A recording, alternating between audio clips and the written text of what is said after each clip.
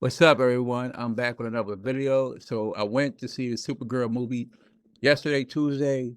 So now I'm gonna give you my review on it and what I think is as bad as everyone said. What was my outlook after watching this movie? Yeah, the theater wasn't crowded at all, so I was able to take the movie and process it. So I'm watching the film and I'm thinking, okay, so somebody telling me it's supposed to be bad. So I'm waiting for that moment to say, okay, yeah, this movie is bad. But I never got to that point. It was it was a really good movie. It was a good movie. I'm not saying it's the greatest thing of all time, but I would say this. I was able to connect with the movie. It was very relatable. Supergirl is a more relatable character than Superman, especially the Woman of Tomorrow story arc. It's way more relatable. So you have on one hand Sheltered, which is Superman when he was an infinite baby, not knowing really anything, which put in a carrier to Earth, destruction of the planet. He didn't see his parents he didn't see the planet get destroyed or his parents die, right? He was completely sheltered. He found some earthly parents, found some Martha and Kent, and grew up with human values, right? Later on, he learned what happened. But for the most part, Clark Kent, Superman, Kal-El was sheltered. Now let's take in Kara. I want to step the two, right? You take Kara. She was unsheltered. She seen the destruction of a planet where they had to hurry and put a force shield over it to stay afloat, whatever.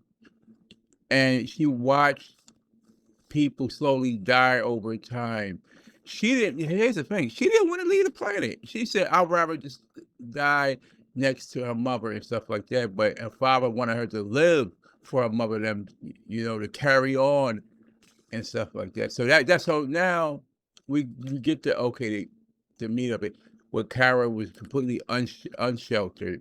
She took everything in. She's seeing the destruction, people dying, her parents. As she's going away, she's seeing what's happening to that planet. And that's a completely different mindset growing up with. Carrying that anger, everything. And comes along, now in story, right? Comes along, Ruffy needs help and stuff like that. She was reluctant because really she was just, drink, going to parties, celebrating her birthday, whatever, drinking, whatever. So now as the purpose became aligned once Krypto got shot with the arrow by Creme of the Yellow Hills. Now, I'll say this: Creme looks completely different from the comic book, but that's okay. I like how they made Creme to fit into this adaptation of the movie, but not a one-to-one adaptation though. Some things were sort of similar what was in a book, and some weren't. But I read the comic book, so even when we read the comic book, I said, no, I'm still gonna go to open mind, whatever. And for the Creme character, I didn't have a problem with it. Some people had a problem with it. I didn't have a problem with the character. It actually made him more frightening than excuse me. It made Creme more frightening than the character that's in the comic book, if you ask me.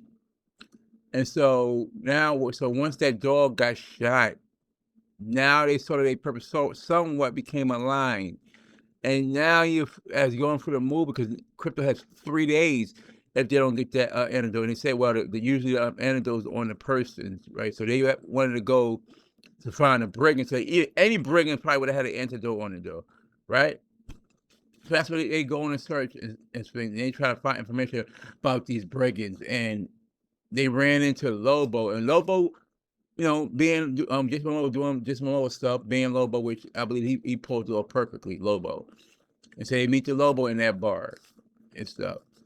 And so now she's running. Ruffy has that sword. Remember, I might be getting a little ahead of myself.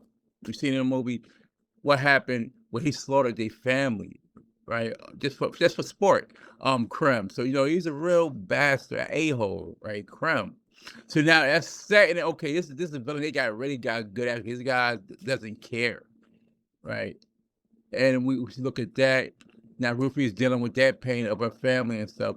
And we also find out what these brigands be doing to like snatching up like girls and stuff, whatever.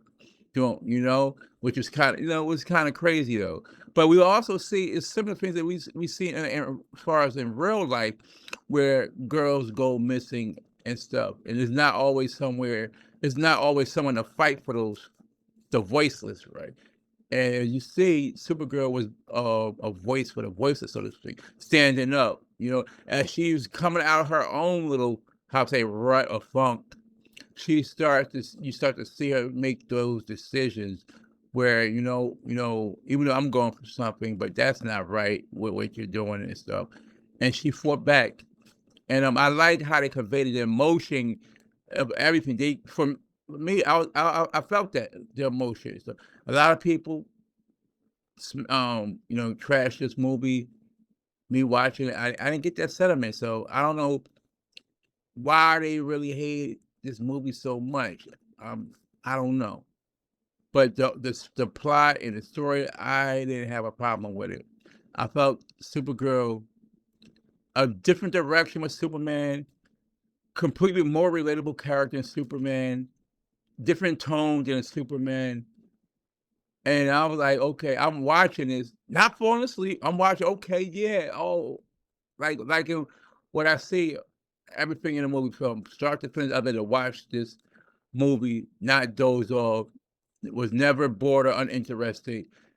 I enjoyed this movie, as we see now, and they're doing their fighting and stuff like that. She's flying up.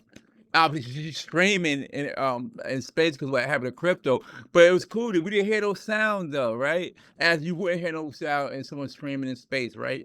So that was cool. I like the flying in Supergirl. Flying physics seemed much better than what the Superman was flying in the movie. Now, trust me, I'm a diehard Superman fan. So this right here, they got the flying down. I liked how the heat vision was with Supergirl. To me, the heat vision looked better with Supergirl than it was in Superman. And so there was a lot of other things in this movie. It wasn't as colorful as a comic book, which is cool. And minus the monsters that was in the comic book, I guess they couldn't really fit that in because they tried to condense this into like around almost 2 hours. So sometimes it could be hard. Now maybe if it was a TV show, they could probably do that. But for as a movie, you got to condense everything, compress everything into that. So some things, well, if it wasn't like the comic this way, that way, but some things you can't always do that. Try to compress all this from like a 12-issue miniseries, I think it was. I double checked into like a movie. So yeah, they had a lot of great material from the book, but I like what Anna did. She did a screenwriter, Noguera. I believe that's how you say her last name. If I'm not, then forgive me. She did the best she could, compressing all that down. And I like the script. Some people say, hey, why did Creme, listen, even in the comic book, they knew of Superman, right? They knew of Superman. So they sort of made Creme somewhat different from the counterpart that was in the comic book. So he had Kryptonian darts for whatever reason, right? Because you never know who you might run into. So some people want to complain about that, fine, cool. But as far as the general population, the general audience doesn't know that. So people are making these things as, oh, okay, well, the general audience don't know that though, so they wouldn't care. You just know he got some poisonous drugs that's affecting Supergirl. And I've seen a lot what's going on. People is like nitpicking on the Supergirl movie. And let's be honest, we seen some MCU movies much worse plot than this, and no one didn't seem to have a problem with nothing. So we can't pick and choose what we want to pick and choose. We can't do that. I'm just saying a lot of people wasn't fair because I've seen a variety article where basically showing some fandom or just because a lot of things because they disdain for James Gunn, and like it was one guy in Variety did a review and said, okay, yeah, he has it in for James Gunn. I can see that. But this movie, it had the action, it had the emotion for me, right? It had the emotion, all of that. Because the reason it connected with me, because I too lost one. Like in 2020, April 2nd, got the call, my brother passed, which was on a Thursday. 2021, got the call late in the morning. My mom's passed. That was a day after Christmas. So back-to-back years, I suffered loss. And so basically, Your crypt, like far as like the planet is where your people is at. So basically, my Krypton got in a way got destroyed because like my brother who always spent time about comic books together, go to the arcades, everything, play the games, whatever, right? He died. Then, like I said again, the following year, my mom died. So I was able to relate to that, her feel the burden and pain of seeing that. And then also, I was telling anybody when I had to go to the morgue and see my mother's body. That's unsheltered stuff right there, right? You know, I had to like even I had to go through a lot of stuff, even at even a younger age, like friends that we grew up playing with, you know, person died doing that. When I was in because I was born in Philly, it was a relative that died. I experienced that as a kid, as a little kid. So there's a difference between someone who's been sheltered, like Clark Kent, and unsheltered, like zor-el. So that's why I was able to relate to that. And there's a lot of people, other people can relate to things like that, where they went through some stuff and they still carrying that and probably never really got, therapy for that. Where they just come around just holding on to that though. And what Kara does, she'd go to the bars and drink whatever. That's sort of not something being drunk, but she'll celebrate a birthday though. Well, however you deal with something, you deal with it, right? But and they talk about mom said you don't have to be nice to be a good person, which is true. You don't have to be nice. You don't have to be like roses, all that. So you can still be a good person without being like saying overly nice. So I think a lot of things in a movie I enjoyed and was good. A lot of people hating on this Supergirl. Maybe she don't look the way you think she should look. Because I hear a lot of people say, "Oh well, oh they should have had more people that showed up if they'd had Sweeney in there, right? The girl from Euphoria with the top heavy girl, whatever." No, that's not gonna. That's the wrong thing. So like they overly sexualize these female characters. So she should have to look like that. Sydney Sweeney. She should have to look like Sydney Sweeney. But she acted her ass off.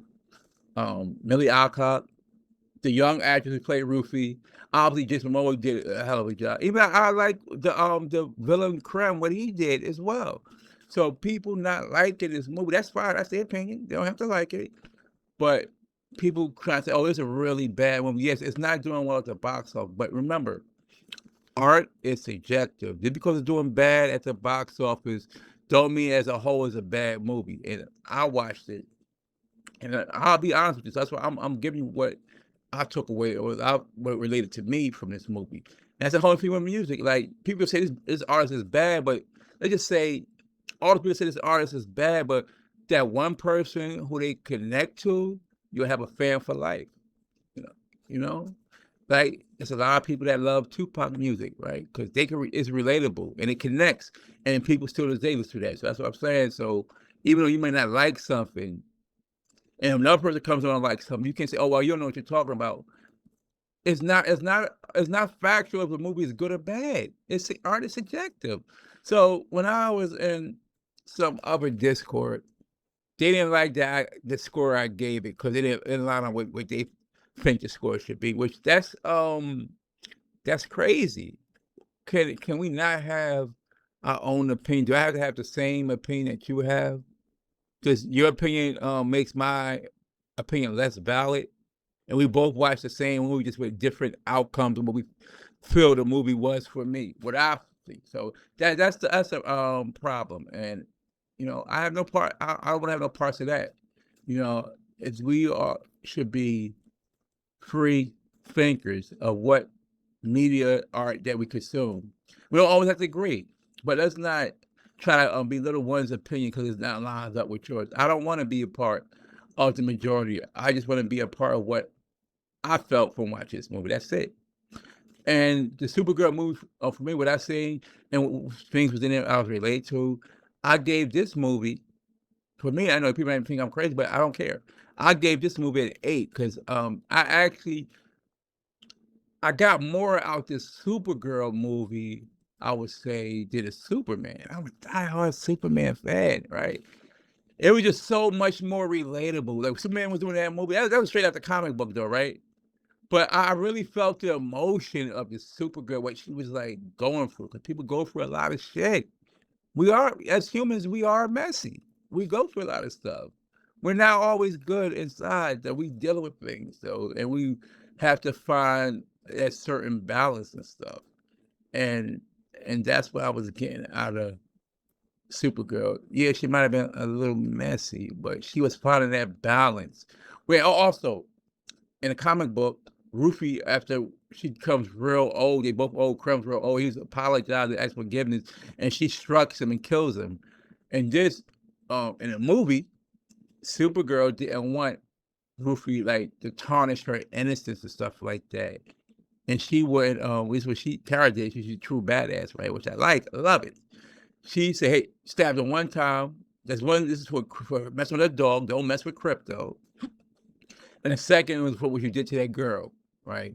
Not only Rufai, but for the other girls. Also, if you look at the movie, he killed another girl that was a black couple that was being forced to poison Karis and turn her over, and so they killed their parents and her daughter. So yes, and this it set up a perfect premise that Creme must die in this movie, and I applaud DC what they did with having Supergirl take out Creme, which he like fictionally he didn't deserve to live in that movie. So that's my review of Supergirl.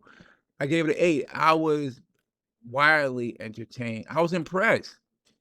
Even if a lot of people don't like the movie, long as I like the movie, that's what really matters, right? So I don't put a it's people that I watch on a podcast that I do respect. They had different opinions, but I didn't hold that against them. I said, you know what? I'm still gonna watch this movie and come my own opinion, not be swayed, not be a lemming, right? No, I can never be that. So this movie was an 8 for me. I enjoyed what they did, and DC's looking at the bigger, even though it's like feeling at the box office, but that's not the only way you make money at the box office. People need to do a little more research. You make your money off these branded deals, which they already did before the movie even came out. They already did 100 million in branded deals. You're gonna have how to say this, the PVODs, the Blu-ray sales, like all these merchandise stuff they have. So quite frankly, they probably will make their money back in production what they put in this movie, all the branded deals and add the streaming, all the other revenue stuff that's gonna come with it. So Supergirl, she's all right. DCU is all right. So we're on to the next projects, and rumor has it that Wonder Woman's supposed to show up in Man of Tomorrow coming out next year. Also, another rumor, Martian Manhunter is supposed to show up in the Man of Tomorrow. So it's a lot of big things that's happening over at DC. You got the Lantern show August 16th. So I trust in James Gunn and Peter Safran's vision for the DCU, and they world building, they flesh it, they building this world up, and you have to be patient. Same thing when the Incredible Hulk came out, and they didn't do what they probably thought it wanted to do, right? Incredible Hulk. They didn't say, no, we got to cancel the MCU. No, they keep building. And look what happened, right? Because they kept building. They didn't panic. In the greatest movie cinematic universe you could have, bigger than Star Wars as far as the box office, what it made. That's all I can tell you right there. The MCU cinematic universe, bigger than Star Wars at the box office, and what it made in its totality. And look, all the years, all the stuff Star Wars had advantage over, right? But that's what happens when you stay patient. You stick to the plan. You don't rush stuff, fast track stuff, like with the DCU, where it was bad world building, say the least, and they panic. And what happened? That's what you got. So I hope that they what Sarah Pan said, they're not going to panic. They see the light at the end of the tunnel. They're going to trust the process. So the Supergirl, 8 for me. I know it's gonna go against a lot of people. I quite frankly don't give a damn. I always give my own person, my own thoughts in mind, and opinions and takes, and that's why I give it. Let me know what y'all think. Like, comment, subscribe. It's okay if you disagree. It's okay you call me crazy, long as your opinion not swayed by someone else. It's just your opinion, So that's it for now. I'll be back with another one. I'm out of here. One.